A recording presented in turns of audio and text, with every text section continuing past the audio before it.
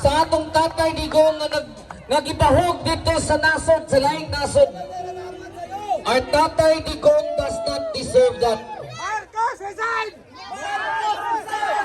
Marcos resign! Sapa. Tunggugan. Panahon na nga araw natin padayag ang atong gibati mga higala.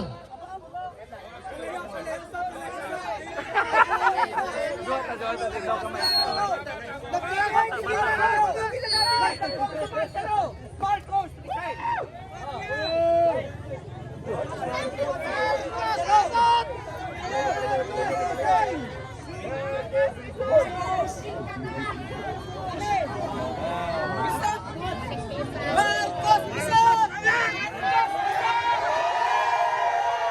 May panahon na para mga bahas na Tatay Digong.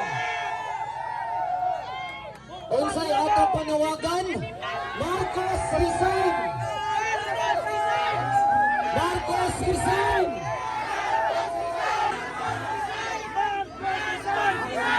Salamat Tatay Digong.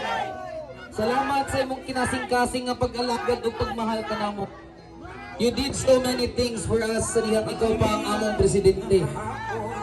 Thank you for making us safe while you were our president, Tatay Digong. For making Philippines beautiful while you were here, while you were there. For changing the lives of those who were addicted to drugs. Because it was not just all about killings, but all about changing the lives of the people. Karon nga ikaw na po ang nananghanglan ka namo kay. Dili ka namo biyakin kay. Di namo pasagdan ang presidente nga nagpakaamahan ka namo. Na nagmahal ka namo. We will be with you until the end of your battle time. Kay wa minimo pasagdi sa dihang ikaw pa ang among presidente.